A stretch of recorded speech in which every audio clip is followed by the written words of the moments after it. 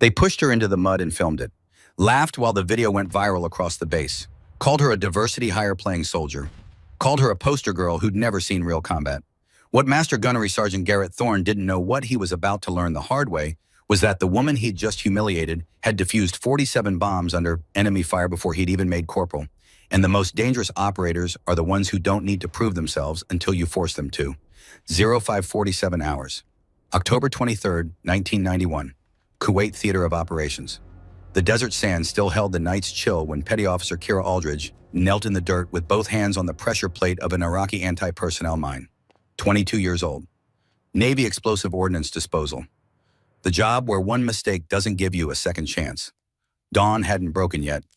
Just that gray pre-dawn light that makes everything look washed out and unreal. The kind of light that turns blood black and makes shadows lie about distance. Kira's hands didn't shake. They never did. Her watch read 0547, heart rate 72 beats per minute. Same as always. She'd learned a long time ago that panic was just noise your body made when you forgot to breathe properly. Aldridge, we got movement at 200 meters. The Marine sergeant's voice came through her earpiece. Calm, professional, but she could hear the edge underneath it. You need to speed this up. Kira didn't respond. Couldn't. Not when she was this close. The detonator sat exposed now. Wires visible. Timer still ticking. Iraqi forces had salted this entire valley with mines before retreating. 3 Marine vehicles were stuck on the only clear road, and the only way forward was through her. The first explosion had been 30 minutes ago. A lance corporal had stepped wrong, triggered a mine 50 meters from where she knelt now. The blast had thrown 2 Marines, wounded one seriously. The platoon sergeant, a man named Callum Merrick, tall and weathered with gray already showing at his temples despite being only 34, had called for EOD support. She'd been the closest asset. Now she knelt alone in an open field while unseen enemy fighters worked their way closer, and all she could think about was the wire beneath her left thumb. Behind her, she could feel them watching. 20 Marines who needed this road cleared, who needed to get their wounded man to a field hospital, who needed her to not mess this up. Artillery fell somewhere to the north, distant enough not to matter, close enough to remind everyone that this was still a war zone. Kira lifted the pressure plate, half an inch, 1 inch, the wire released with a tiny click that sounded loud as thunder in the absolute silence. She set the plate aside, gentle as holding glass, reached for the timer, disconnected it with fingers that moved like surgery. Safe. Her watch read 0551. 4 minutes total. The mine sat disarmed in front of her like a gift she'd never wanted. Clear, she said, stood, brushed sand off her knees. Her heart rate hadn't changed. Still 72. Gunnery Sergeant Callum Merrick appeared beside her. He looked at the mine, then at her, then back at the mine like he was trying to understand what he'd just witnessed. You just diffused that while we were taking contact. His voice carried the faint accent of someone who'd grown up somewhere in the Carolinas. Yes, Sergeant. How old are you, Petty Officer 22, Sergeant? He stared at her for a long moment, not the way men usually looked at her, not evaluating her appearance or wondering if she belonged here.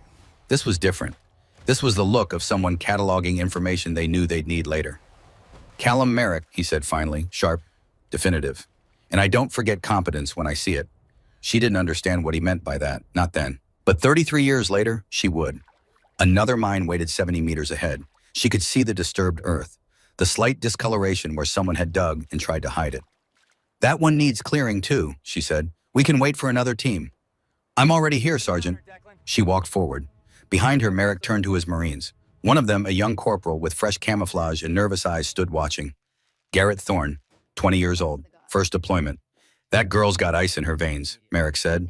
Not loud, just factual. You remember her name, Corporal? Kira Aldridge, Thorne said. You're going to be hearing it again. You're looking at the future of this military son. Don't ever forget it. 2 more mines. Both live. Both cleared while Iraqi artillery started falling on the ridgeline to the north. Kira worked in the narrow space between incoming fire and mission failure, and her hands never shook once. Not once. By the time the sun fully rose over Kuwait, she'd cleared 47 explosive devices in 6 days. 0 failures, 0 casualties from her sector. Gunnery Sergeant Merrick wrote her name in his notebook that morning, drew a star next to it. He had a feeling he'd need to remember. Corporal Garrett Thorne watched her walk back to the convoy covered in dust and sweat and thought, she's good. For a woman. He didn't write her name down, didn't think he'd need to. 33 years later, that would turn out to be a mistake. Naval Amphibious Base Coronado, present day, 0515 hours. Commander Kira Aldridge woke at 0500 like she'd done every day for 33 years. No alarm. just the internal clock that military service had burned into her bones. She sat up slowly, let her body adjust, reached for the compression sleeve on her nightstand, and pulled it over her left leg from ankle to mid-thigh. The fabric was medical grade, tight enough to hurt, necessary enough to ignore the discomfort. Next came the leg brace, carbon fiber and titanium, 3 pounds of hardware designed to compensate for the 3 pins holding her femur together. The pins had been there since Syria, 2017, an IED that had thrown her 15 feet and embedded shrapnel deep enough that the surgeons had debated amputation. She'd kept the leg. Barely. The limp was permanent. The pain was manageable. 2 ibuprofen every morning, another 2 at night. On bad days, 4. On very bad days, she didn't count anymore. 55 years old. Navy SEAL, 16 years since Kuwait, 9 years in the teams, 4 combat deployments, 273 missions, 0 failures. The scars told their own story. One across her left forearm from a knife fight in an Iraqi compound. Another smaller one at her hairline from Syrian shrapnel. If you looked close, you could see them. Most people didn't look close. She stood. 5 minutes of stretching before her leg would cooperate. Hip flexors tight, hamstring compensating. The familiar morning routine of a body that had been broken and refused to admit it. Her apartment was small. Spartan, bed, desk, footlocker, everything regulation, everything in its place. The only personal items were on the desk: a single framed photo and a medal in a presentation case. The photo showed a woman in dress blues. Captain Sloan Everhart. Dark hair pulled back severe. Eyes that had seen too much and carried it anyway. Taken at the Medal of Honor ceremony in 2019. 3 months before she'd put a gun to her head and pulled the trigger. The medal was Everhart's. Posthumous award. Presented to her mother Margaret at Arlington while Kira stood in the back row of mourners and tried not to think about all the ways the military had failed the best officers she'd ever known. Kira touched the medal case now, just her fingertips against the glass. A ritual she'd performed every morning for 5 years. "I'm still fighting Sloan," she said quietly. "Still finishing it." The medal didn't answer. It never did. But sometimes saying the words out loud helped. She pulled on PT gear, running shorts, navy t-shirt, Brooks running shoes worn smooth from 1,000 miles. Outside, the California morning was cool, clear, perfect for thinking. She ran 6 miles, not fast, just steady, 7-minute pace. Her left leg protested at mile 2 like it always did. She adjusted her gait, shortened her stride, kept moving. The body would do what you told it if you refused to accept alternatives. At mile 4, she thought about the training roster she'd reviewed last night. 48 personnel, 24 SEALs, 24 Marines, Joint Training Evolution, Advanced Combat Course. 12 weeks of breaking down inter-service rivalry and building something better. Her job was to prove that competence didn't care about branch or gender or politics. Just results. One name on the roster had caught her attention. Master Gunnery Sergeant Garrett Thorne, 24 years Marine Corps, multiple combat deployments, 3 formal complaints from female personnel over the past 8 years, all dismissed as personality conflicts, all suspiciously similar in their details. Kira knew the type, had served with men like him before. Good operators who couldn't separate competence from compliance, who looked at women in uniform and saw politics instead of people. At mile 6, she turned back toward base. Her leg was cooperating now, warmed up, functional. She'd learned to work within its limitations, had learned that healed and functional weren't the same thing, and functional was good enough. Back at her apartment, she showered, changed into digital camouflage utilities, checked her watch, 7:20 hours, formation at 800. She opened her locker one more time. Looked at Everhart's medal. The inscription on the back read, "To Kira, finish what I started." No matter the Captain Sloan, Everhart had given her the medal 6 months before she died. Had pressed it into Kira's hands at a bar in Virginia Beach and said, "If I don't make it, you keep fighting. You make them understand that we earned this. Every step, every breath, we earned it." 2 months later, Everhart had saved 12 Marines in a Helmand Province ambush, had taken 3 rounds to her plate carrier and kept firing, kept giving orders, kept her people alive. The Medal of Honor citation praised her heroism, didn't mention the daily mockery she'd endured, the constant pressure to prove herself again and again, the exhaustion of being excellent in a system that treated excellence as suspicious when it came from a woman. The suicide note had been brief. "I proved it 100 times. They asked me to prove it on day 101. I'm done proving." Kira closed the locker, locked it, picked up her cover and duty folder. Today she'd meet her training class. Today she'd set standards. And somewhere in that room would be Garrett Thorne waiting to test whether she'd earned the right to stand at the front. She was ready. She'd been ready since 1991. Conference Room Naval Special Warfare Center. 800 hours. The room held 60 people when Kira walked to the front. SEALs on one side, Marines on the other. Predictable, tribal. Exactly what she was here to fix. She didn't announce herself, didn't clear her throat or call for attention. Just stood there until the conversations died naturally. Silence spread like ripples on water. Good morning, her voice carried without being loud. Command presence didn't come from volume. It came from certainty. I'm Lieutenant Commander Kira Aldrich. For the next 12 weeks, I'm your commanding officer for this training evolution. She paused.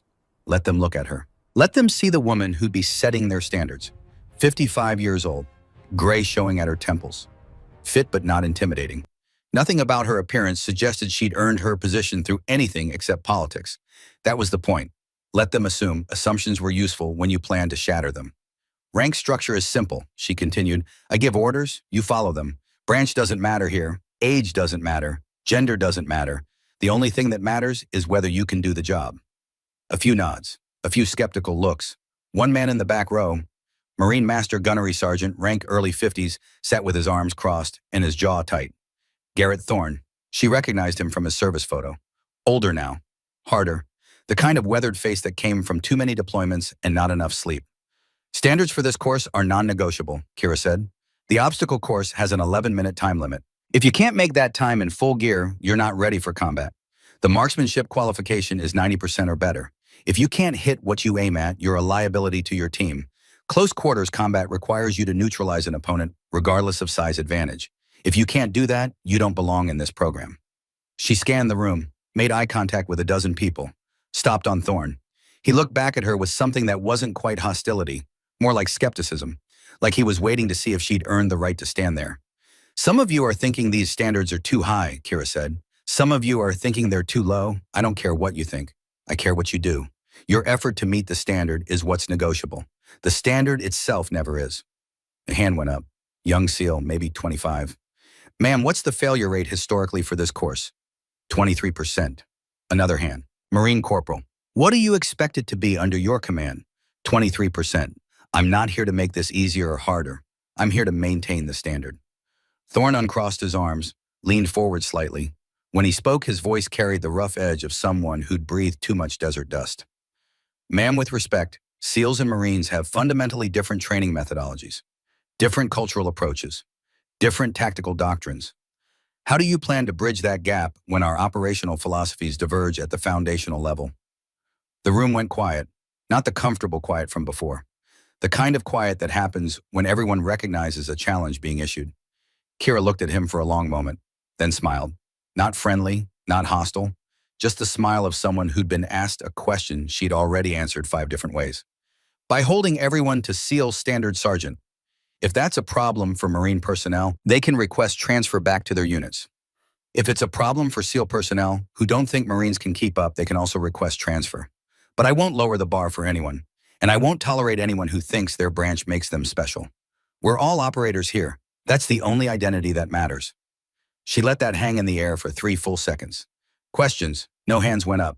Outstanding. Formation at 0900 for physical training. Full gear. Obstacle course. I'll demonstrate the standard, then you'll meet it.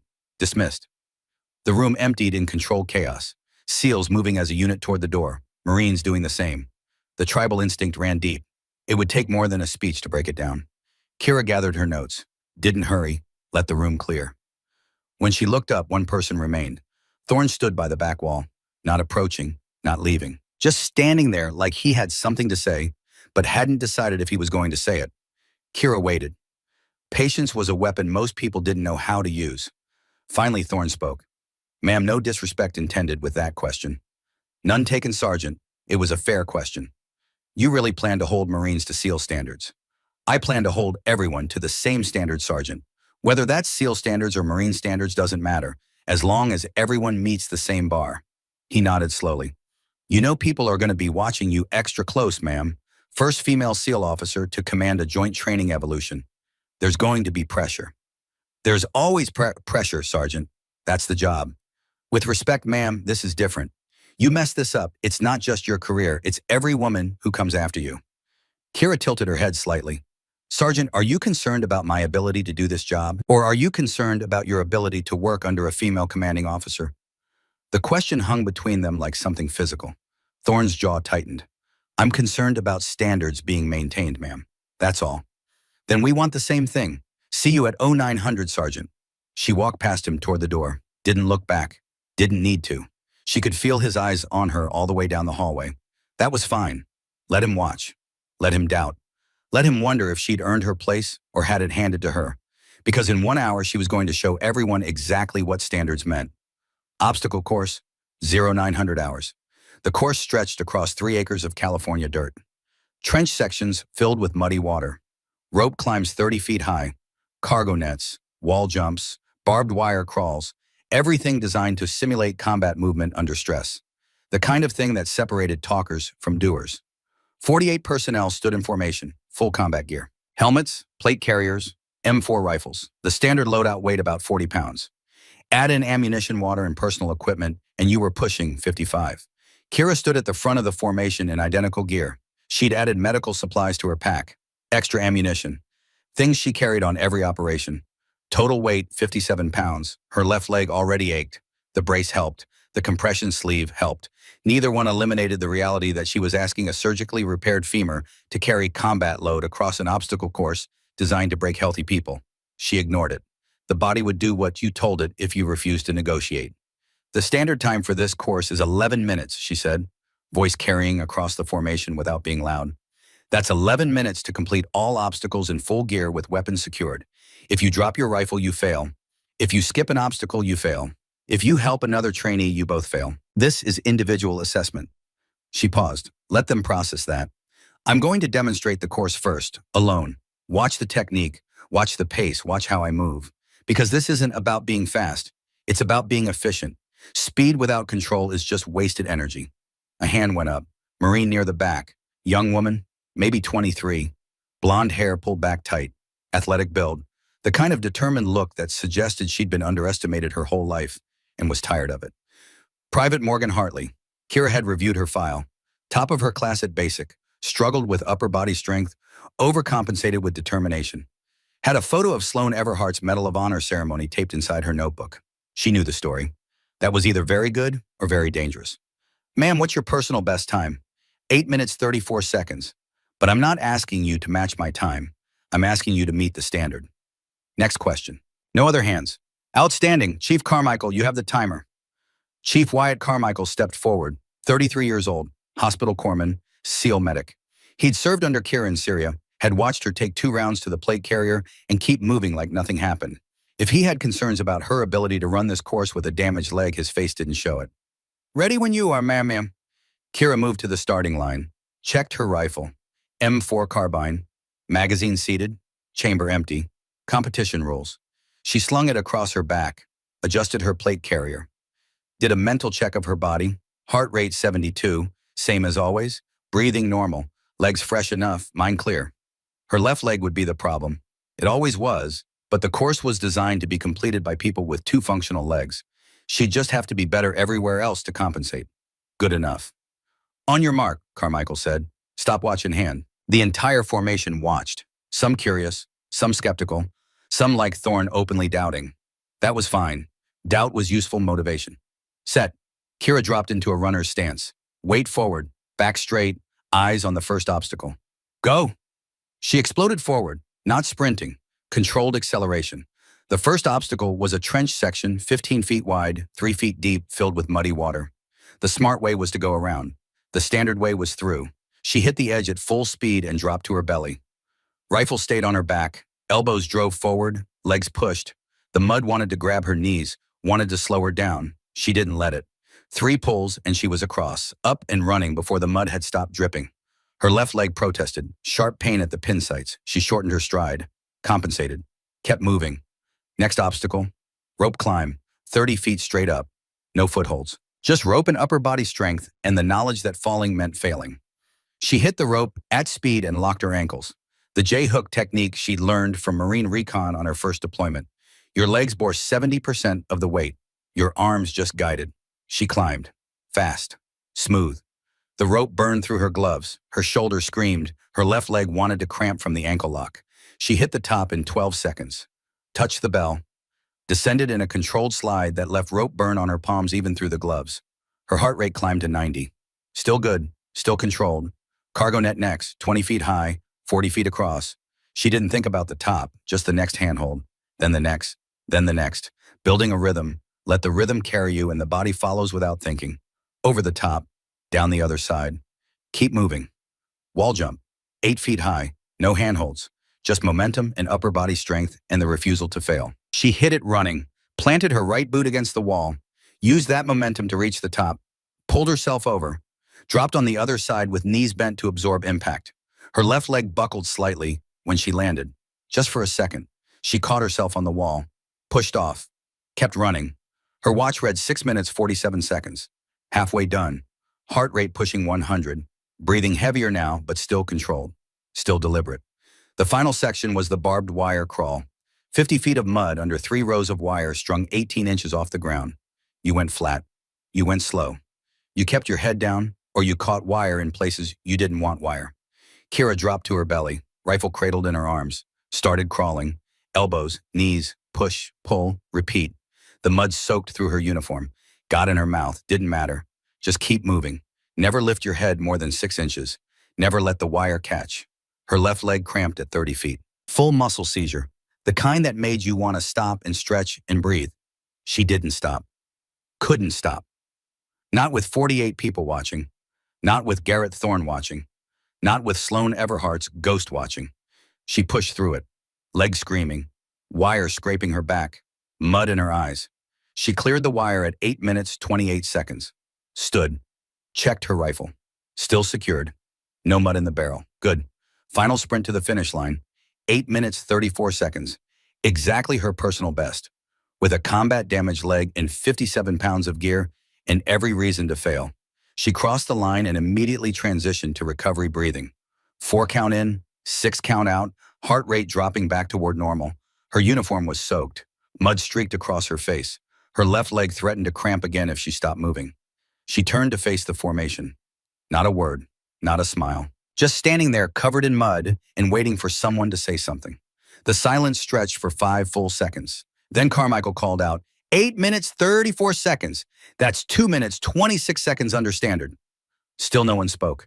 Kira walked toward the formation, stopped 10 feet away. Let them see her up close. Let them see that she wasn't breathing hard, wasn't showing strain, just standing there like she'd gone for a morning jog instead of crushing a course that would break most of them.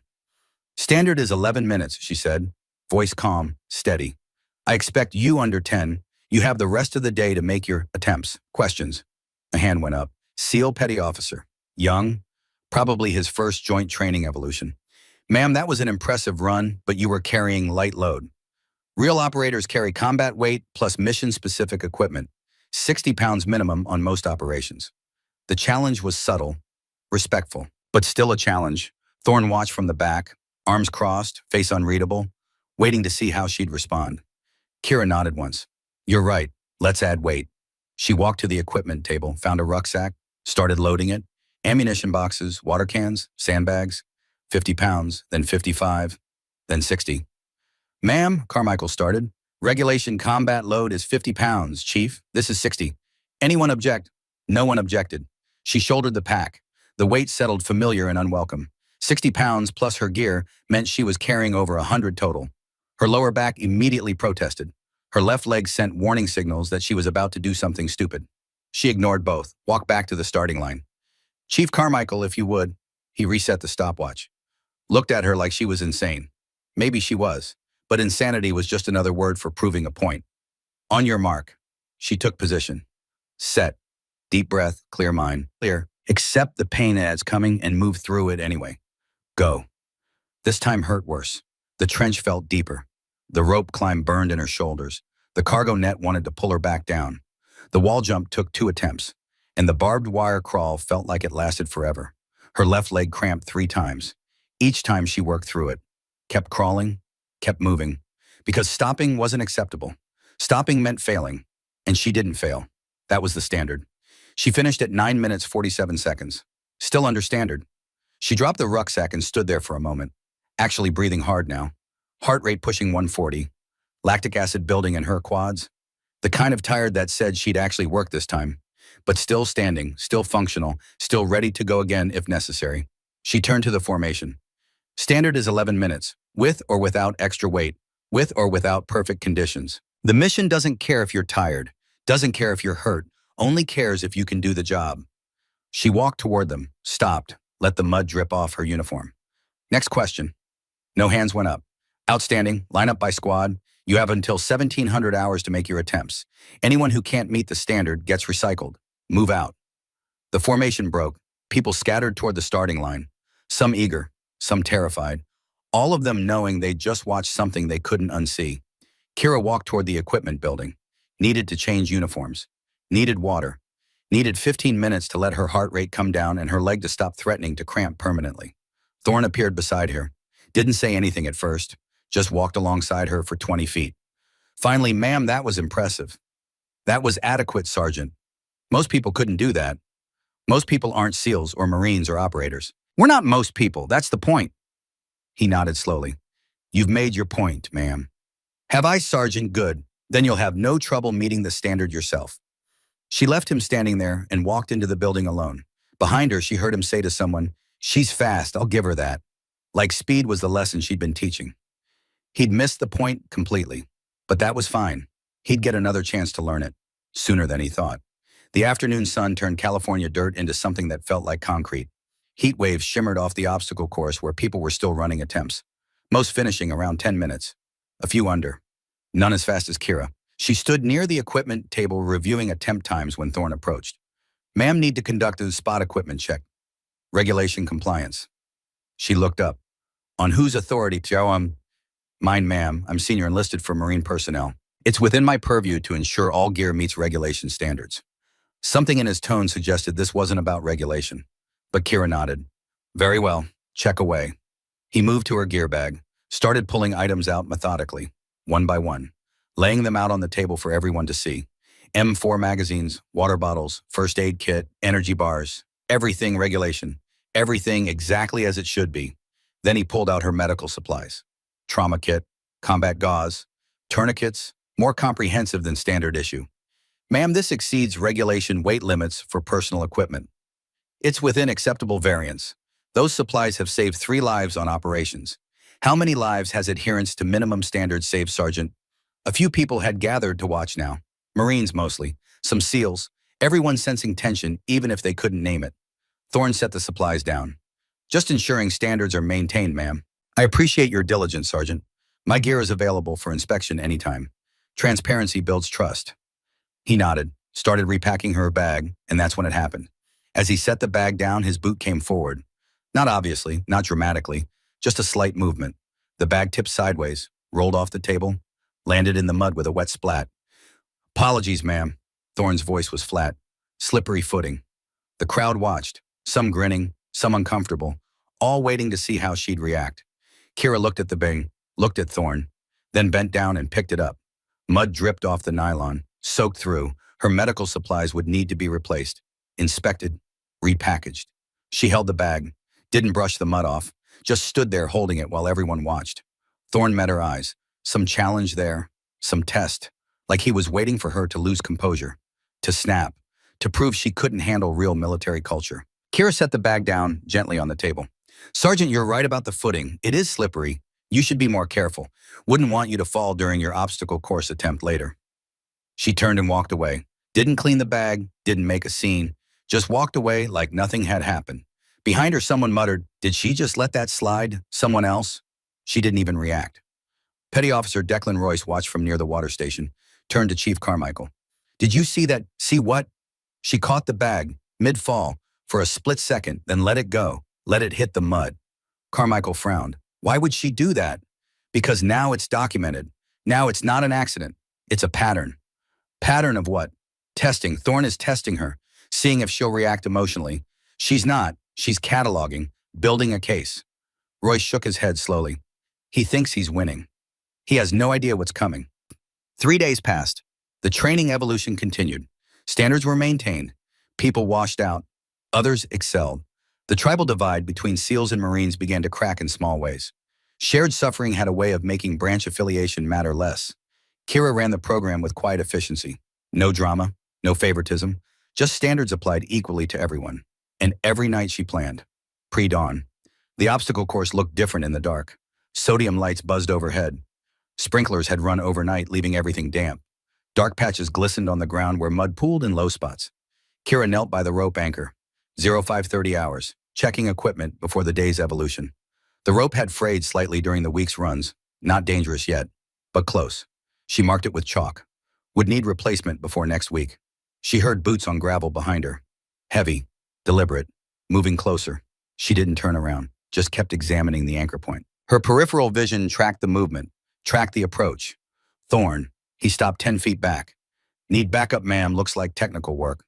His tone dripped something that wasn't quite respect, wasn't quite mockery, somewhere in between. The tone of someone who thought he'd already won an argument that hadn't started yet. Kira stood, turned 45 degrees away from him, deliberately exposing her back, giving him clearance to walk past if that's what he intended. I'm fine, Sergeant, just routine maintenance. She knelt again, checked another anchor point. Thorne moved closer. Now he was directly behind her, maybe 3 feet away, close enough that she could smell coffee on his breath, close enough to be a problem if he wanted to be. Several Marines had gathered near the equipment shed, phones already in hands, half out, like they were anticipating something, like they'd been told something might happen. Kira's mind calculated without conscious thought. 3 witnesses, at least 2 with cameras. Thorne positioned directly behind, classic dominance display, trying to use proximity as intimidation. It wouldn't work, but he didn't know that yet. Careful, ma'am. Thorne's voice was louder now, making sure people heard. That trench is deeper than it looks. Wouldn't want you to fall in. She stood again, turned away from him, took 2 steps toward the equipment table, creating space, creating clearance, creating an out if he wanted to take it. Women in combat is fine, Thorne's voice carried across the training yard now. Women serving is fine. But women commanding combat operations, that's not about capability, ma'am. That's about politics. And we both know it. Kira stopped walking, didn't turn around. This was the moment, the decision point. Walk away and prove she couldn't handle confrontation. Or engage and give him the scene he wanted. Neither option was good, so she chose the third option. She calculated the distance behind her, the position of his feet based on his voice, the angle of approach, the force vector if he moved. Every variable mapped and measured in the space of half a second. Then she did nothing, just stood there with her back exposed, waiting. The shove came exactly when she expected it. 2 hands, high between her shoulder blades. Not a tap, not an accident, full force. The kind of push meant to humiliate, meant to dominate, meant to put her in her place. Kira felt it coming, felt the shift in air pressure, felt his weight transfer. Had half a second to dodge if she wanted to. She didn't dodge. She let it happen. Let his hands connect. Let the force transfer through her spine. Let momentum carry her forward, over the edge, face first into the waist-deep muddy water. The impact was loud, wet, total. She hit with her full weight. Water splashed, mud sprayed. Her rifle went under, her helmet filled. Everything soaked instantly. The sound echoed across the training yard. Then silence. 3 full seconds of absolute silence. Kira stood slowly, methodically. The way you stand when every movement is deliberate, when nothing is accident. Mud dripped from her hair, streaked across her face, soaked through her uniform until it clung heavy and dark. Her clipboard floated nearby, waterlogged in ruin. She retrieved it, shook it once. Water ran off in sheets. Then she turned to face Thorne. Her expression didn't change. No anger, no embarrassment, no reaction at all. Just the blank professional mask of someone doing a job. Behind Thorne, the Marines with phones were recording openly now. No subtlety, just documentation. Kira's mind was already 3 steps ahead. Video evidence, multiple angles. Timestamp would show 0533 hours. Audio would capture Thorne's politics comment. Witnesses who couldn't claim they didn't see. Perfect. Training continues, she said, voice flat, steady, like she hadn't just been assaulted by a senior NCO in front of witnesses. Rope sequence begins in 5 minutes. All personnel to starting positions. She walked toward the equipment table, didn't wipe her face, didn't brush mud from her uniform. Just walked with water squelching in her boots and her rifle dripping and her face completely neutral. Behind her, the laughter started. Scattered at first, then building. Damn, she went down hard. SEAL Barbie takes a bath. Bet that water's cleaner now than before she hit it. Kira reached the equipment table, set down the ruined clipboard, turned to the next team in line. First squad, begin your run. Her voice never wavered. Across the pit, Royce started forward. Carmichael grabbed his arm. No. Chief, I know what he did. Watch what she does. Kira worked for another hour. Soaked, muddy, clipboard barely legible. She gave orders, corrected form, timed sequences. Did her job exactly as if nothing had happened, because in her mind, nothing had. She'd just been given exactly what she needed. Evidence, witnesses, documentation, proof. Now she just needed to wait for the right moment to use it. By lunch, the video had circulated through 4 versions, each one edited, each one missing context. But Kira didn't care about the edited versions. She had the original. Chief Carmichael found her in the equipment bay at 1400 hours. She was inventorying medical supplies, replacing the ones that had been contaminated when Thorne kicked her bag into the mud 3 days ago. Ma'am, he closed the door behind him. We need to talk. About what, Chief? About the fact that a master gunnery sergeant just committed assault on a superior officer in front of multiple witnesses and you're acting like it didn't happen. Kira continued counting gauze packages. I'm not acting like it didn't happen. I'm choosing when to address it. Ma'am, this is Article 128, open and shut. You report this to Captain Holloway right now, and Thorne is in front of a court-martial board by Friday. Why would I do that? Carmichael stared at her. Because he assaulted you. He documented himself assaulting me. There's a difference. I don't follow. Kira set down the gauze, looked at him for the first time. If I report it now, it becomes my word against his. He claims accident, claims I slipped, claims a dozen different things. Gets 3 Marines to back him up, turns into a credibility fight. But the video exists. Exactly, multiple videos, multiple angles, multiple witnesses. They documented it for me, Chief. So I'm going to let them keep spreading it. You're going to let them keep humiliating you. I'm going to let them build my case. Proof has weight. Weight crushes noise. But you need enough weight first. Carmichael studied her. You're planning something. I'm planning to continue my job, that's all. He reached into his jacket, pulled out something wrapped in microfiber cloth. A phone, not hers, not his. Found this on the bleacher bench after formation. Forgotten. Unlocked. Videos timestamped and geotagged. Matches the trench location. Includes audio of Thorne talking before the push. The part about women commanding being political. Kira looked at the phone. You stole a Marine's phone. I secured evidence. I'm a medic. I can claim medical necessity if anyone asks. That's not how medical necessity works, Chief. No, ma'am, but it's how evidence preservation works. He set the phone on the edge of the supply shelf. Do with it what you want, but if I were you, I'd want the original file. Unedited, untouched, chain of custody maintained. Kira picked up the phone, examined it. Marine Corps phone case. The lock screen showed a photo of Thorne with 2 other Marines, all grinning, all confident. She wrapped it back in the cloth, tucked it into her cargo pocket. Thank you, Chief. You're not going to thank me when you hear the rest. Which is, Thorne's been talking, telling people you'll request transfer by end of week, that you can't handle real operators, that this proves women aren't cut out for command in combat units. Kira resumed counting medical supplies. What do you think, Chief? I think I served under you in Syria when you crossed a kill zone to pull me out after I took that femoral graze. You took 2 rounds doing it. Kept moving like they were mosquito bites. That's not someone who quits when pushed into mud. He paused. So yeah, something's coming. I just want to make sure we're ready. Kira hung the last package on the inventory board. Turned to face him fully. Her uniform had dried, mud stains permanent in the fabric. Physical evidence that would last until she chose to change. Chief, you ever play chess? No, ma'am. My father taught me when I was 12. Best lesson he ever gave me. He said the key to winning isn't making the best move. It's making your opponent think they're winning until it's too late for them to realize they're not. Carmichael nodded slowly, and Thorne thinks he's winning. Thorne thinks he's proven a point. He thinks he's shown everyone that women can't handle military culture, that we're too soft, too emotional, too political. She picked up her tablet, pulled up a blank email form. He's right about one thing. I am political now, just not the way he thinks. What are you going to do? I'm going to submit a formal request to Captain Holloway, controlled demonstration, training purposes, close quarters combat response to unexpected physical contact from behind. I'll need a volunteer instructor to demonstrate proper technique. She started typing. I'm going to suggest Master Gunnery Sergeant Thorne, given his extensive combat experience and his expressed interest in evaluating SEAL combat methodologies. Carmichael smiled, actually smiled. He'll say yes. Of course he will. His ego won't let him refuse. He thinks this is about me trying to prove myself. He doesn't realize it's about me teaching everyone else what standards actually mean. And if he doesn't take the bait, then I'll make the request official. Captain Holloway will order it.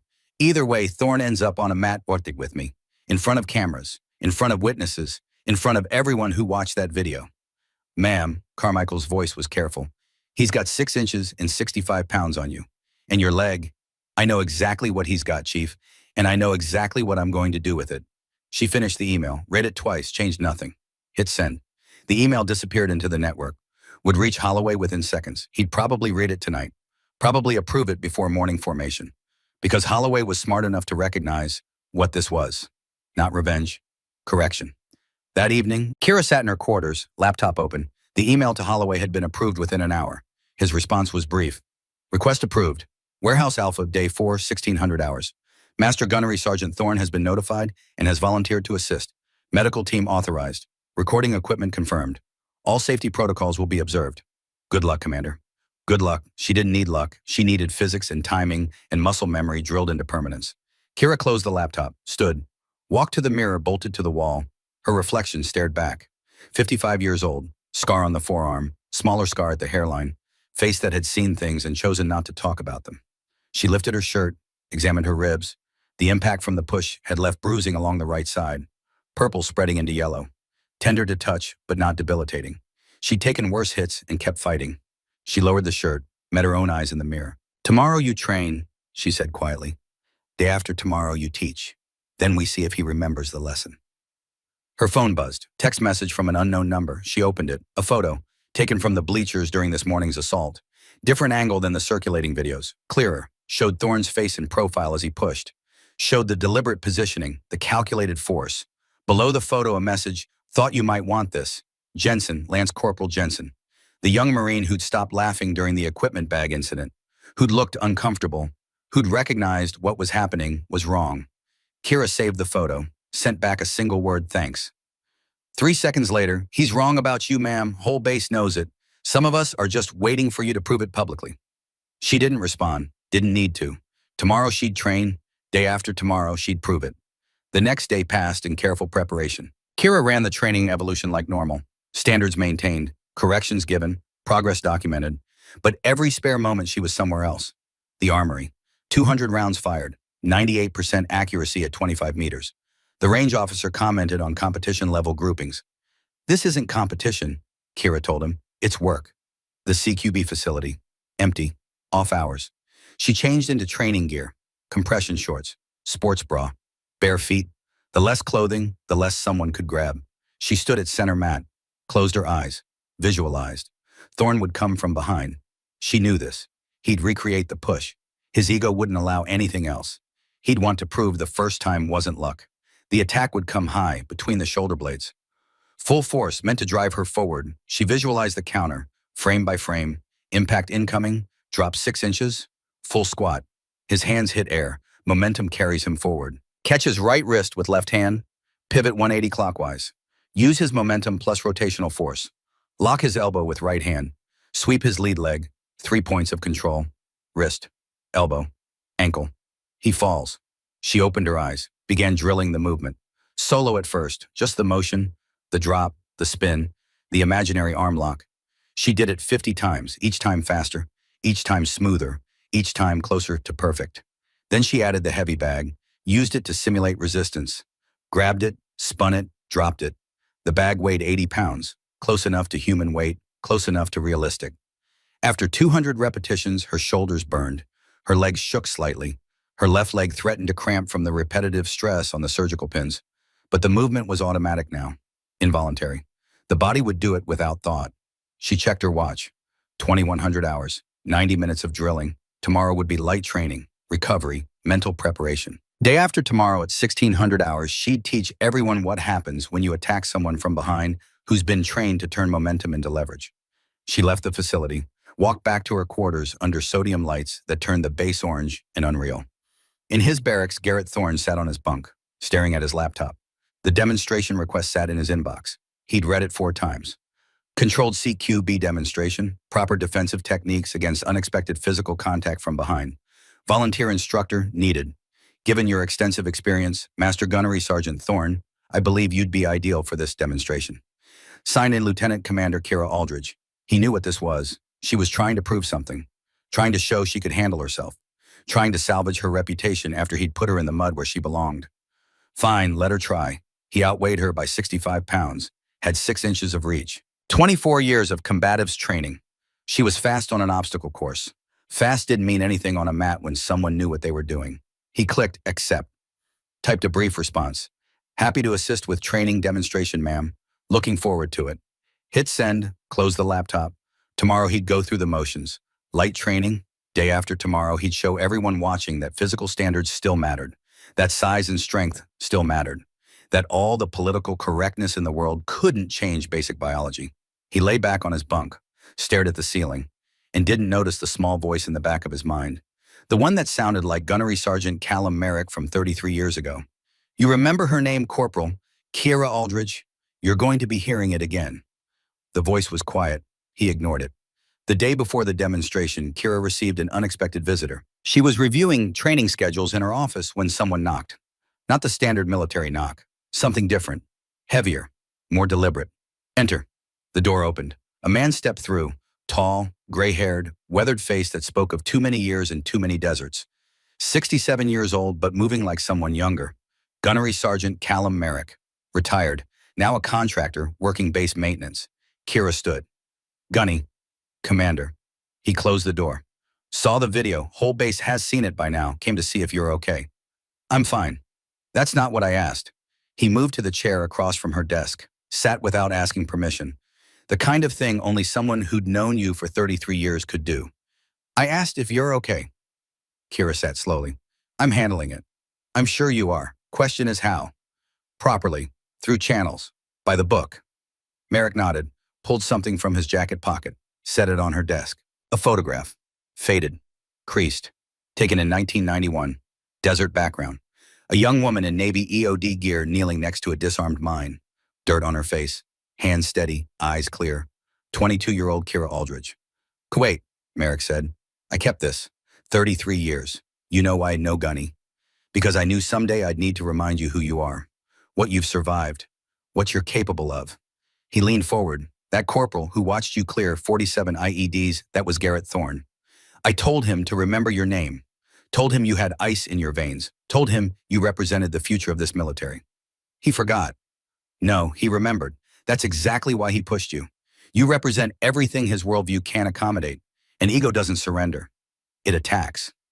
Kira looked at the photograph, at her younger self, before Syria, before the pins and the limp and the chronic pain, before Sloan Everhart's suicide, before all of it. There's something else you should know, Merrick said, about Thorne, about why he is the way he is. His file mentioned trauma, 2008 Iraq. Ramadi, convoy ambush. Thorne was squad leader. They took fire from 3 positions. IEDs disabled 2 vehicles. Small arms from rooftops. Merrick's voice went quiet. Lieutenant Paige Kincaid was convoy commander. 28 years old. Good officer. She called for extraction. Called for air support. Did everything right. But something went wrong. 3 Marines KIA. 5 wounded. Thorne blamed Kincaid. Said her hesitation cost lives. Said a male officer would have responded faster. Spent 16 years telling that story. And the truth? I was there advising that unit. Truth is Kincaid stayed behind when the extraction came. Provided covering fire so Thorne's squad could get out. Took 2 rounds to her plate carrier doing it. Saved 8 Marines including Thorne. Merrick met her eyes. He owes his life to a woman he's spent 16 years badmouthing. And he's never once acknowledged it, never thanked her, never admitted he was wrong. Kira sat back, processing. Does he know you know? Don't think so. But tomorrow when you're on that mat, you need to understand something. He's not just fighting you. He's fighting every woman who's ever proven him wrong. Every competent female operator who makes his worldview uncomfortable. That doesn't excuse what he did. No, it doesn't. But it might help you understand what you're really teaching tomorrow. You're not just teaching him. You're teaching everyone watching that competence doesn't care about their assumptions. Merrick stood, tapped the photograph. Keep this. Look at it before you go into that warehouse. Remember who you were, who you are, who you'll be after tomorrow. Gunny, Kira's voice stopped him at the door. Why are you telling me this? Why help me? He turned back. Something in his eyes. Something old and tired and determined. Because I'm 67 years old. Been in this military 45 years. And I'm tired of watching good officers get broken by a system that should protect them. Sloan Everhart was one of the best. The absolute best. And we failed her. His voice cracked slightly. I won't fail you too. Not if I can help it. He opened the door, paused. One more thing. My truck's parked outside. 1977 Ford Bronco. Blue. You drove one like it in Kuwait. Remember? I remember. After you finish your deployment in Afghanistan next year, she's yours. Consider it payment for a debt I've owed since 1991, when you kept my Marines alive while bombs were falling. He left before she could respond. Kira sat alone in her office, looking at the photograph of her 22-year-old self, remembering Kuwait, remembering the clarity of purpose, the simplicity of the mission. Defuse the bomb or people die. No politics, no gender, no assumptions, just competence and consequence. Tomorrow would be the same, just a different kind of bomb. She opened her desk drawer, pulled out Sloan Everhart's Medal of Honor, set it next to the photograph. Two reminders, two standards, one living, one dead, both demanding she finish what they'd started. She looked at her watch. 1,800 hours. 22 hours until the demonstration. Time to rest. Time to prepare. Time to teach everyone watching what happens when you underestimate someone because you confuse their silence for weakness. Garrett Thorne thought he'd won when he pushed her into that mud. Tomorrow he'd learn the difference between winning and being allowed to think you're winning. And that difference would be measured in exactly 2.8 seconds. Warehouse Alpha loomed ahead, concrete and steel, big enough to hold 100 people. Today it would hold 84. Tomorrow it would hold a legend. Kira arrived at 15:30 hours, 30 minutes early. The warehouse was already filling, SEALs on one side, Marines on the other. Even now, even knowing what was coming, the tribal instinct held. She didn't enter immediately, just stood outside in the California sun and looked at the building, thought about what would happen in the next hour, thought about Sloan Everhart, about Lieutenant Paige Kincaid, about every woman who'd proven themselves and still been asked to prove it again. This wasn't about revenge. Revenge was personal, emotional, temporary. This was about education, institutional, permanent. She touched her left leg, the brace underneath her uniform, the pins that would ache for the rest of her life, the physical reminder that broken things could still function if you refused to accept limitations. Then she walked inside. Captain James Holloway stood near the equipment table with a tablet. 51 years old, Navy 05, 28 years of service, a good officer who cared more about mission than politics. He looked up when she approached. Commander, everything ready. Yes, sir, medical team staged and standing by. Recording equipment positioned at 3 angles per regulation. Safety protocols confirmed. Outstanding. He studied her for a moment. You know this could go sideways. If you lose it, validates everything Thorne's been saying about women in command. I've prepared for this moment since 1991, sir. Holloway nodded. Rules of engagement. Contact sparring. Takedowns permitted. No strikes to head, neck, or groin. First person pinned for 3 seconds ends the round. Standard CQB demonstration protocol. Understood, sir. And Thorne agreed to this willingly. He volunteered, sir. Does he understand what he volunteered for? Kira met his eyes. He thinks he does. He's wrong, but he'll learn. The crowd was growing, 70 people now, 80, more coming through the door. This was bigger than expected, bigger than planned. That was fine. More witnesses meant more education. Kira saw Private Morgan Hartley standing front row. Notebook out, pen ready. The young Marine who'd asked about quitting on day one. She'd stayed, she'd fought through, and now she was here to watch what happened when someone fought back the right way. Their eyes met. Kira gave the slightest nod. Hartley nodded back. Then Garrett Thorne walked in. 15:55 hours, 5 minutes early. Confident stride, rolled sleeves. That same swagger he'd carried since the day he'd pushed her into mud. He saw Kira, grinned, actually grinned. He thought this was going to be easy, thought his size and strength would carry the day, thought she'd made a mistake requesting this demonstration. He had no idea what was coming. None at all. Captain Holloway stepped to center floor. His voice carried across the warehouse without amplification. Attention, this is a controlled demonstration per training regulation 405.3. Purpose, instructional training in close quarters. Combat response to unexpected physical contact. Participants, Lieutenant Commander Kira Aldridge, United States Navy SEALs. Master Gunnery Sergeant Garrett Thorne, United States Marine Corps. He paused. Let that register. Medical team is standing by. This demonstration will be recorded for official training archives. Are there any questions before we begin? Silence. Outstanding. Participants to center mat. Kira walked forward. Heart rate 72, same as always. Breathing normal, mind clear. Thorne walked from the opposite side. Still grinning, still confident. They faced each other at center mat. The size difference was obvious. He was 6'2", 210 pounds. She was 5'7", 145 pounds. In a pure strength contest, he'd win. But this wasn't a strength contest. This was chess, and she was 3 moves ahead. Rules are simple, Holloway said. Contact sparring. Takedowns permitted. No strikes to head, neck, or groin. First pin held for 3 seconds ends the round. Medical team will stop the demonstration if anyone is injured. Understood. Yes, sir, Kira said. Yes, sir, Thorne echoed. Begin. Thorne circled left. Hands up. Traditional fighting stance. Testing her reaction time. Looking for openings. Kira stood center. Neutral stance. Hands low. Weight balanced. She didn't circle. Didn't chase, just waited.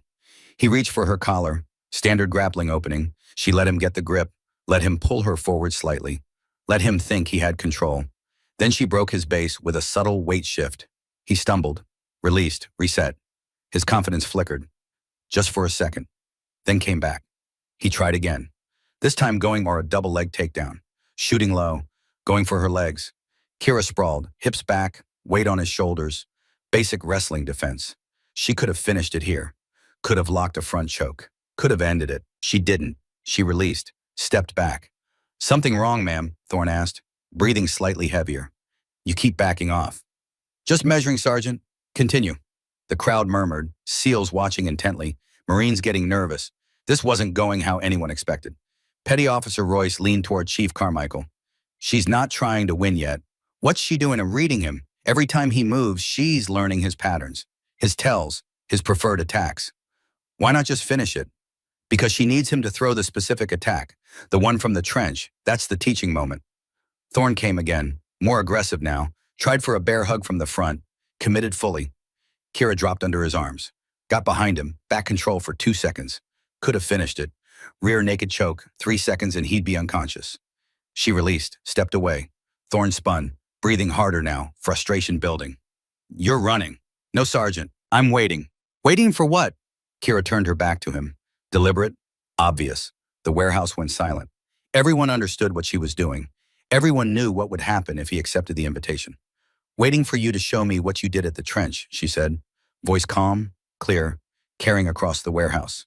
The technique from behind. Demonstrate it properly so we can all learn. Thorne stared at her back. Exposed. Vulnerable. Deliberate. Ma'am, that was an accident. Then show me the proper form. Show everyone here the correct technique for physical contact from behind. Or was it intentional? Because if it was intentional and you decline now, well, she let the implication hang. The room waited, every eye on him. Then Royce's voice cut through from the SEAL side, respectful but firm. Sergeant, with respect, if you don't demonstrate it, everyone here will assume you know it was assault, and you're afraid to admit it on camera. Thorne spun toward Royce. I'm not afraid of anything, petty officer. Then prove it, Kira said quietly. Demonstrate the proper technique, or decline and confirm what everyone's thinking. The trap snapped shut.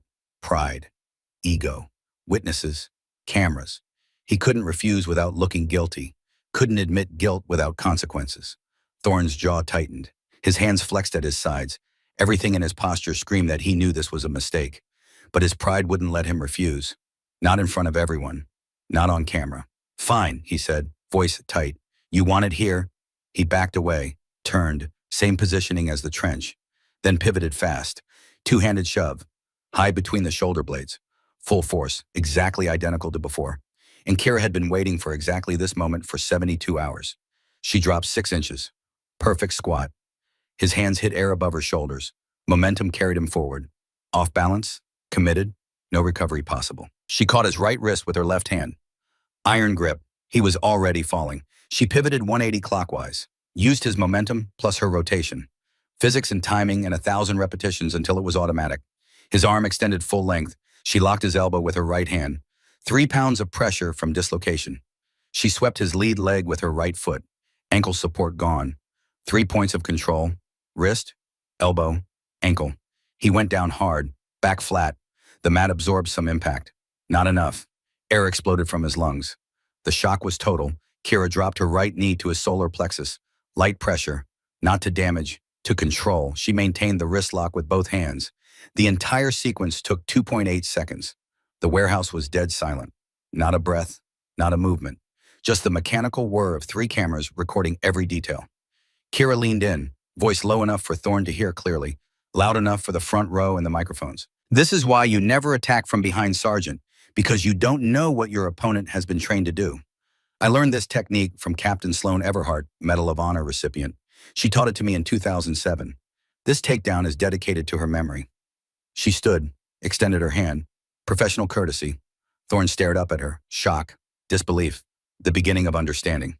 He didn't take her hand, she dropped it, stepped back, turned to Captain Holloway. So demonstration complete, all techniques executed within regulation parameters. Request to continue normal training schedule. Granted, Holloway said. From the back of the crowd, a figure stepped forward. Tall, gray-haired, 67 years old. Gunnery Sergeant Callum Merrick. He walked onto the mat, every eye followed him. He stopped in front of Thorne, who was climbing slowly to his feet. Master Gunnery Sergeant Thorne, Merrick said, voice carrying across the warehouse. Attention, Thorne snapped to automatically. 30 years of conditioning. Merrick stared at him for a long moment, then spoke. Not loud, not angry, just factual. Kuwait, 1991. I was your platoon sergeant. You were Corporal Thorne then. You remember what I taught you? Thorne's voice came out rough. Yes, Gunny. Repeat it. A pause, then barely audible. Never judge an operator by their branch, gender, or appearance. Judge them by their competence, and if you judge wrong, be man enough to admit it. Louder, Master Gunnery Sergeant. Thorne's voice strengthened. Never judge an operator by their branch, gender, or appearance. Judge them by their competence, and if you judge wrong, be man enough to admit it. Merrick nodded once. Sharp, definitive. Took you 33 years to relearn that lesson, son. Don't forget it again. He turned to Kira, came to attention, saluted. Kira returned the salute. Merrick's voice was quiet, just for her. Sloan would be proud, Commander. So am I. He walked off the mat, through the crowd, out of the door. He'd said what needed saying. His job was done. The warehouse remained silent for 10 more seconds. Then people started filing out. No celebration, no gloating, just quiet exit like they'd witnessed something that didn't need commentary. Morgan Hartley approached Kira. Ma'am, thank you. For what, Private? For showing me what's possible. Kira looked at her, really looked, saw herself at 23, determined, doubted, tired of being underestimated. Private, I didn't show you what's possible. I showed you what's standard. Now go meet it. Training 0500 tomorrow. Don't be late. Yes, ma'am. Kira walked toward the exit. Thorne still stood at center mat, alone. His friends had left. His confidence had shattered. Everything he'd believed for 33 years had just been corrected in under 3 seconds. Kira didn't look back. Didn't need to. The lesson was delivered. Whether he learned it was up to him. Outside, the sun was setting. Long shadows stretched across the base. Tomorrow would bring new challenges, new standards to maintain, new people to teach. But tonight, the correction was complete. The conference room smelled like ozone and dry erase markers. Windowless. Overhead lighting, flat and clinical. A single steel table stretched the length of the space, flanked by chairs that made too much noise when pushed back. At the head, Captain Holloway flipped open a slim black folder marked with today's date and the emblem of the Joint Training Oversight Council. Lieutenant Commander Ainsley Brennan sat beside him, 39 years old, 16 years Navy JAG. She'd prosecuted enough cases to recognize when one was open and shut. Across the table sat Thorne and 2 Marines who'd been nearest him during the trench incident. They weren't laughing anymore. Their posture had shifted from relaxed defiance to rigid compliance. Kira sat at the far end, back straight, uniform neat, arms resting gently on the table's edge, not controlling the room, not performing for it, just present. Callum Merrick stood against the back wall. Observer status, technically unnecessary, but Holloway had requested him. Sometimes you needed the voice of institutional memory. Holloway didn't open with questions. He turned the screen. First the trench clip. No edits, no cuts, just the original file from the confiscated Marine phone. Thorne's voice clear and unmistakable. Women in combat is fine, but women commanding combat operations, that's not about capability, ma'am. That's about politics. Then the shove, then the splash, then the moment Kira rose. Mud soaking her collar, her voice calm, flat, professional. Training continues. The room stayed silent. No one looked away. No one shifted. Everyone watched because watching was required. Then Holloway cued the second clip. The warehouse footage, multi-angle, center floor. Thorne's recreation of the push. Kira's drop. The spin, the throw, the pin. 2.8 seconds. Her words echoed through the audio. This is why you never attack from behind, Sergeant. Holloway paused the playback just as she turned away. He looked at Thorne. Master Gunnery Sergeant, do you believe this demonstration was exaggerated or misrepresented in any way? Thorne hesitated. 2 seconds, then, no, sir, that's what happened. And the initial incident at the trench, the push, was that accidental? Longer pause, 5 seconds. Thorne's jaw worked. His hands flexed on the table. No, sir. It was intentional. Why did you do it? I wanted to test her, sir. Wanted to see if she'd react emotionally. Wanted to prove she couldn't handle military culture. And did you prove that? Thorne looked down. No, sir. I proved I couldn't handle being wrong. Brennan made a note on her tablet. Holloway closed the folder. Master Gunnery Sergeant, you physically assaulted a superior officer during a training evolution. Article 128 Uniform Code of Military Justice. Assault in the presence of multiple witnesses with video documentation. Under normal circumstances, this would result in court-martial reduction in rank, possible brig time, and dishonorable discharge. Do you understand the severity? Yes, sir. Do you have anything to say in your defense? Thorne looked up, met Holloway's eyes. No defense, sir. I was wrong. I allowed personal bias to cloud my judgment. I disrespected Commander Aldridge based on her gender, not her record. I disgraced my uniform and the Marine Corps. His voice cracked slightly. I disrespected the memory of Lieutenant Paige Kincaid. Used her as justification for bias when she saved my life in Ramadi. She deserved better. Commander Aldridge deserved better. I request maximum punishment, sir. The room went quiet. Brennan stopped typing. Even Holloway paused. Kira had been listening without expression. Now she spoke. First time since entering the room. Sir, request to address the board. Granted. Kira stood, not because it was required, because it gave weight to what came next. Sir, court-martial serves no purpose here. Master Gunnery Sergeant Thorne is a decorated Marine with 24 years of distinguished service. Bronze Star, Purple Heart, multiple combat deployments. That record doesn't vanish because of one mistake. She paused. Let that settle. A serious mistake, but one mistake. Commander, Brennan said carefully, this was criminal assault and a superior officer. What happened at the trench was assault, Kira said. What happened in the warehouse was education, professional correction. The question before this board isn't whether to punish Sergeant Thorne. It's whether punishment achieves the desired outcome. What outcome are you seeking, Commander? Behavioral correction, ma'am. Institutional change. If we court-martial Sergeant Thorne, we remove one problem. But we don't solve the problem. She turned to face the room. The problem isn't him specifically. It's the assumption that women in command positions are political appointments rather than merit-based selections. That assumption persists regardless of what happens to one Marine. Kira looked directly at Thorne. But if we correct his behavior and integrate him into the solution, we prove the system works. We prove that the military handles these situations professionally.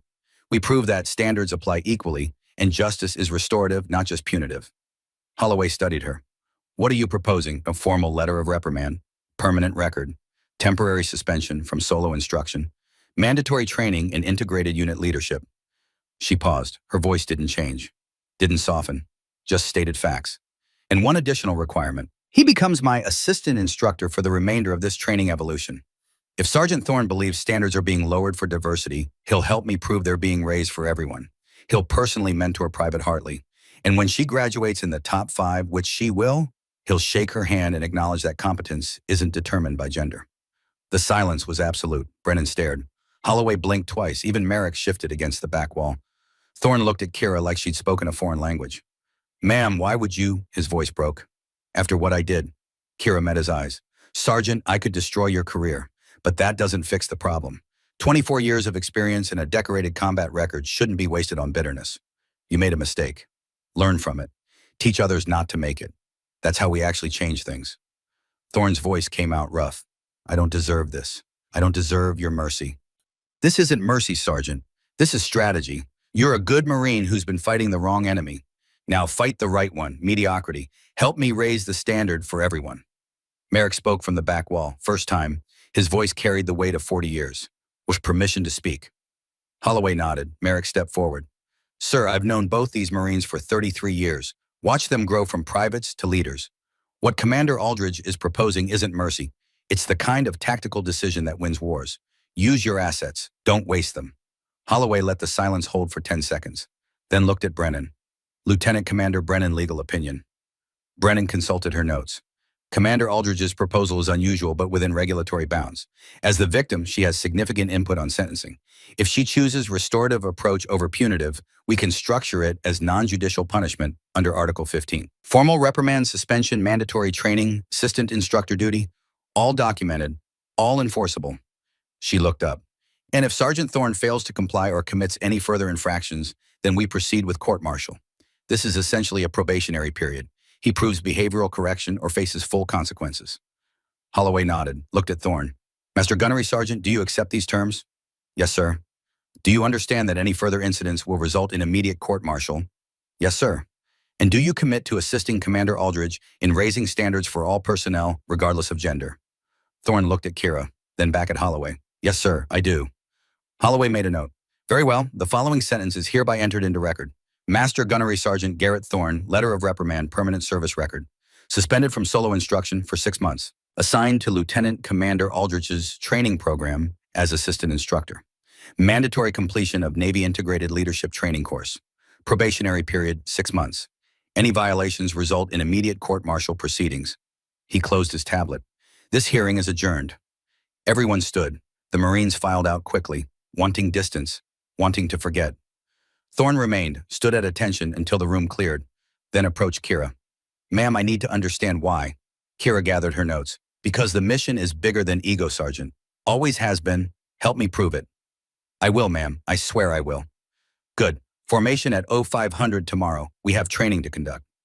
She walked past him, out the door, into the hallway where afternoon light slanted through windows. Behind her, Thorne stood alone in the conference room.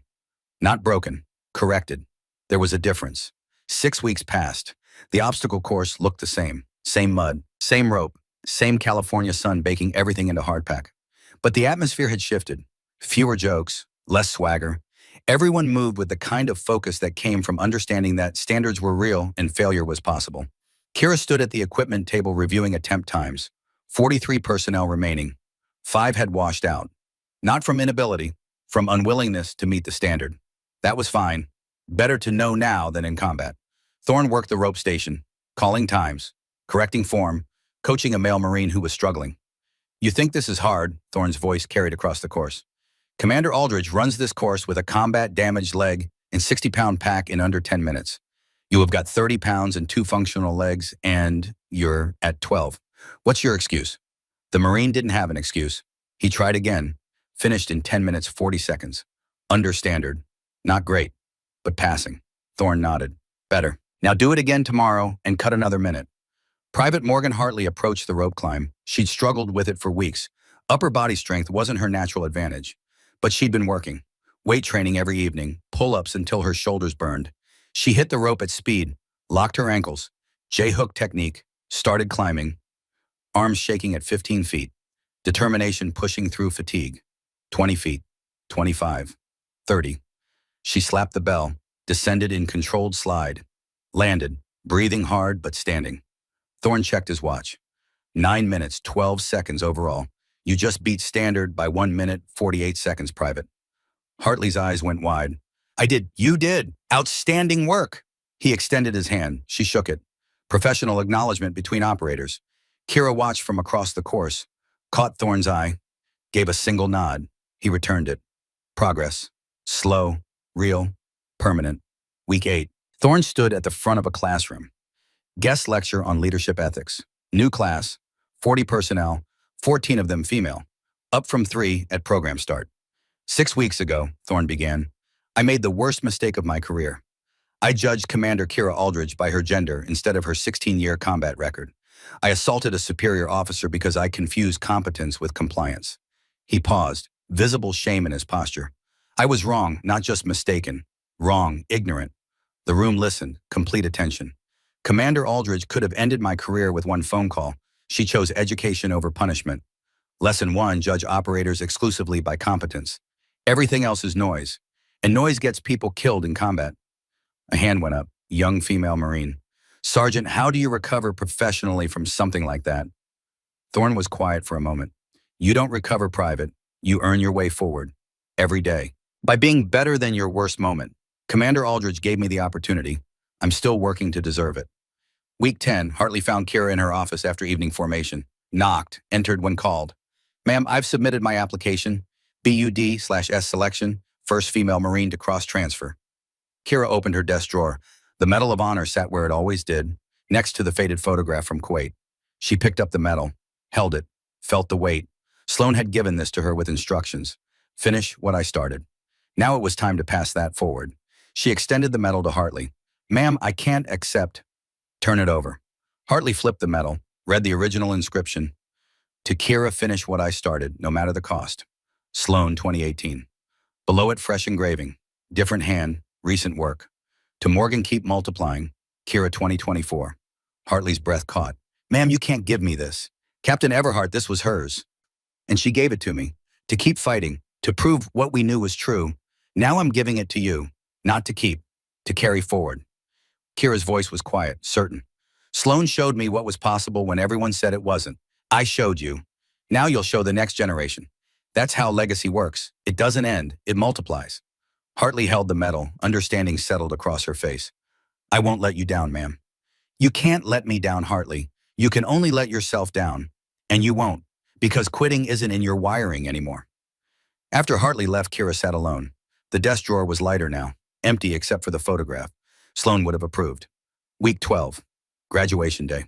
The parade ground gleamed under morning sun. Flags snapped in the breeze. 43 personnel stood in formation. Dress uniforms. Perfect alignment. The kind of precision that came from 12 weeks of shared suffering. Captain Holloway stood at the podium. Behind him, senior officers from both Navy and Marine Corps. This graduation had attracted attention. First Joint SEAL Marine Program, commanded by a female officer while maintaining historical standards. People wanted to see if it worked.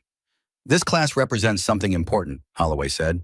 Not integration for its own sake, but integration done correctly. Standards weren't lowered. They were clarified. The question was never, can women do this? The question was, who can meet the standard? He paused. Let that register. 48 started, 43 finished. That's 23% attrition, exactly average for this program historically. The pass rate didn't change. The people passing did. He looked down at his notes. Private First Class Morgan Hartley, front and center. Hartley stepped forward, marched to the podium, stood at attention. Private Hartley, you are hereby recognized as third overall graduate of this training evolution. Combat fitness, top 5%. Marksmanship, top 8%. Close quarters, combat, top 10%. You are awarded the Combat Excellence Medal. Congratulations. Holloway pinned the medal, shook her hand. Hartley saluted, executed an about-face, marched back to formation. She was the first female Marine to place top 5 in the program's 47-year history. Not because standards were lowered, because she met them. Lieutenant Commander Kira Aldridge, front and center. Kira marched forward, stopped at attention. Commander Aldridge, you are hereby awarded the Navy Commendation Medal for exceptional leadership under adverse conditions. Your maintenance of standards while fostering inclusive excellence has set a benchmark for future programs. Congratulations. He pinned the medal, leaned in slightly, quiet enough that only she heard. You changed minds without changing standards. That's the hardest thing to do. Well done, Commander. Thank you, sir. She returned to position. The ceremony continued. More awards, more recognition. Then it was over. The formation dispersed. Families appeared. Photos were taken. The relief of completion settled over everyone like a physical weight lifting. Merrick found Kira near the equipment building. You leaving for Team 7 deployment next month? Afghanistan, 6 months. Still in the fight. Always, he smiled, but that's the job. He studied her for a moment. You know what you did here goes beyond this base. Every female service member in the military is going to hear about this. How you handled it, how you corrected it, how you maintain standards while proving competence is gender neutral. That's not why I did it, Gunny. I know, that's why it matters. He reached into his jacket, pulled out car keys. Old Ford emblem visible. My Bronco's parked outside, 1977. Blue. You drove one like it in Kuwait. Remember, I remember. She's yours now. Finish your deployment in Afghanistan. Bring her back. Both of you. He pressed the keys into her hand. Consider it payment for a debt I've owed since 1991, when you kept my Marines alive while bombs were falling. Kira looked at the keys, at the old man who'd believed in her for 33 years. Gunny, I can't. You can, you will. He saluted. That's an order, Commander. She returned the salute. He walked away, retiring in 2 months, leaving the military after 45 years, leaving it better than he'd found it. Thorne approached, uncertain, still learning how to exist in this new reality where his assumptions had been corrected. Ma'am, permission to speak freely. Granted. What you did for me, letting me stay, giving me a chance to learn, I'll never forget that. I'll never question competent operators again, regardless of who they are. Good. Teach what you learned, Sergeant. That's all any of us can do. Ma'am, Private Hartley. She's applied for BUD/is training. First female Marine to cross-transfer to SEAL Pipeline. She listed me as a reference. Kira raised an eyebrow. And oh yeah, I gave her the highest recommendation I've ever written because she earned it. Outstanding. She'll make it. How do you know? Because she learned the same lesson I did, Sergeant. Standards don't bend for anyone. People rise to meet them, and Hartley will rise. They shook hands. Professional respect between operators who'd learned the hard way that competence didn't care about preconceptions. 3 years later, 2027, FOB, Chapman sat in the mountains of eastern Afghanistan. Cold at night, hot during the day. The kind of place that tested everyone who deployed there. Commander Kira Aldridge, 58 years old, commanded an 8-person SEAL element. Joint operation with Marine Force Recon. The mission extract a high-value target from a compound 8 kilometers north. The mission launched at 2300 hours. Helicopter insertion.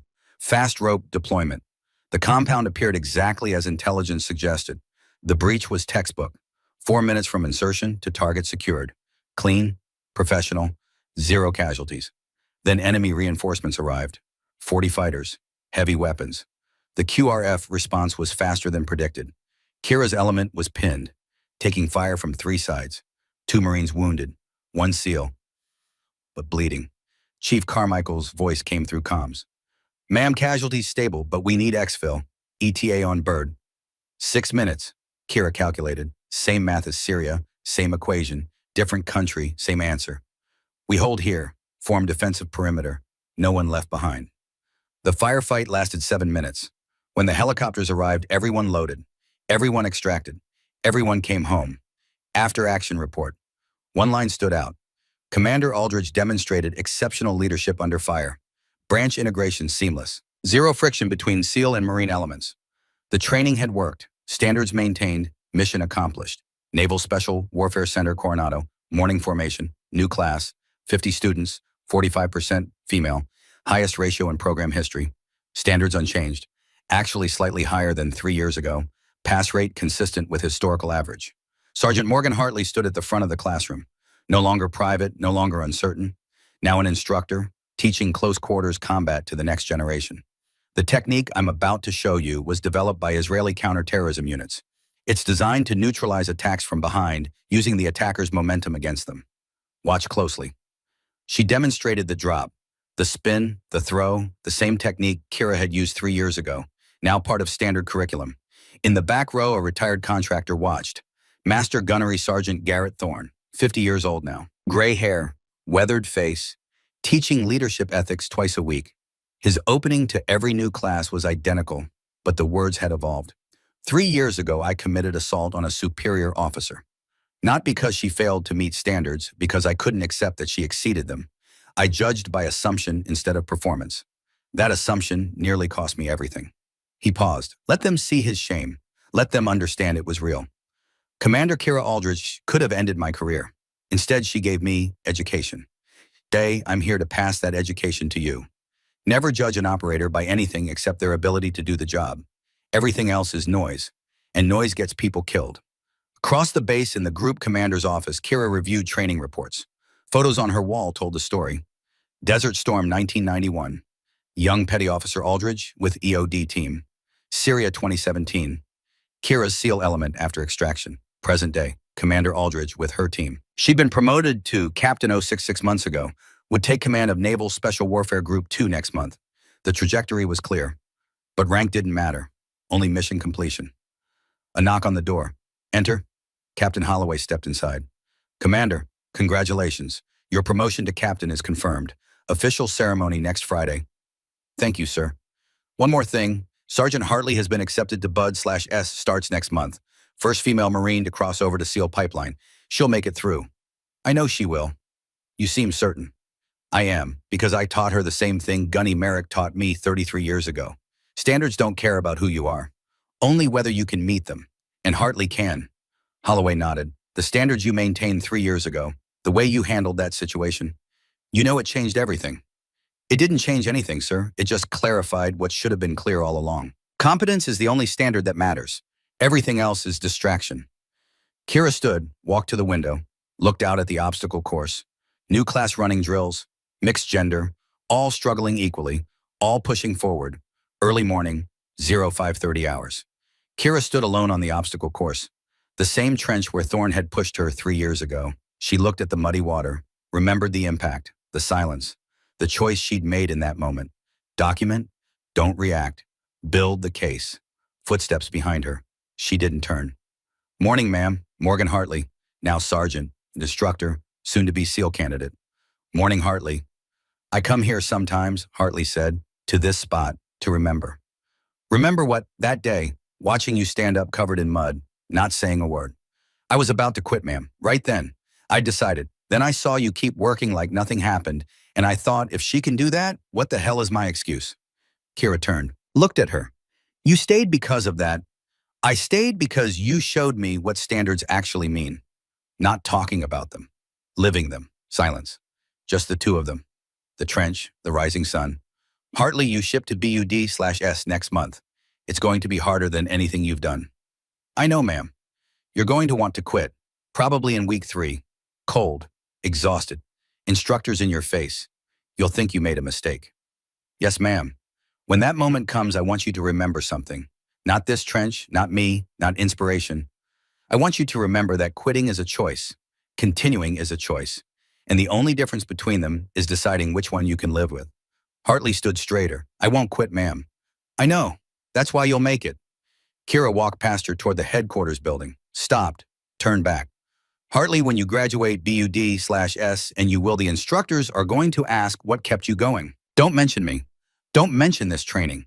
Tell them the truth. You kept going because you decided failing wasn't acceptable. That's the only answer that matters. Yes, ma'am. Kira continued walking. Behind her, Hartley stood at the edge of the trench, looking at the water, seeing not mud, but possibility. 3 years ago, a woman had been pushed into this trench to prove she didn't belong. Today, that woman commanded naval special warfare operations. Tomorrow, another woman would enter BUD/S because she'd learned that belonging wasn't given. It was earned. The cycle continued. The standard remained. And somewhere in that continuation, Master Gunnery Sergeant Garrett Thorne taught his morning class, opening with the same core message he'd refined over 3 years. Never judge an operator by anything except their ability to do the job. Callum Merrick sat in his San Diego home. The 1977 Bronco gleamed in the driveway. He'd spent yesterday detailing it. Kira would return from Afghanistan in 2 weeks. The truck needed to be ready. On his coffee table, the Navy Times. Headline read, First female Marine begins BUD/S training. Sergeant Morgan Hartley. Credits, standard not gender for success. Below the headline, a photo. Hartley at the obstacle course. Same determined expression. Same refusal to quit. Same ice in her veins that he'd first seen in a 22-year-old EOD tech 33 years ago. He picked up his phone, dialed Kira's number, waited for voicemail. Kira, Merrick here. Saw Hartley made selection. Starts BUD/S next week. His voice carried something that hadn't been there in years. Hope. You know I've been doing this 45 years. Watched a lot of Marines come and go. Watched the Corps change. Sometimes for better, sometimes not. Paused while he looked at the photo again. But what you did turning one man's hatred into a generation's education, that's the finest piece of soldiering I've ever witnessed. You didn't just maintain the standard. You proved why it matters. His voice cracked slightly. The Bronco's waiting. You bring yourself home safe. That's not a request, Commander. That's an order. Fair winds and following seas. He hung up, set the phone down, picked up the newspaper again, read the quote from Hartley. Commander Aldridge taught me that standards don't care who you are. They only care if you can meet them. Everything else is noise. Merrick smiled, actually smiled. For the first time in 45 years of service, he believed the future would be better than the past. Because the cycle wasn't just continuing, it was multiplying. She opened her desk drawer one last time before leaving for the day. The photograph from Kuwait remained. 22-year-old Kira Aldridge, kneeling next to a disarmed mine. 2 reminders now lived in other hands. Sloan's medal with Morgan Hartley. Merrick's Bronco waiting for her return. The only thing left was the beginning. The moment when a young woman with ice in her veins had chosen competence over fear. She touched the photograph, then closed the drawer. Tomorrow she'd command Naval Special Warfare Group 2. Next month, Morgan Hartley would begin BUD/S.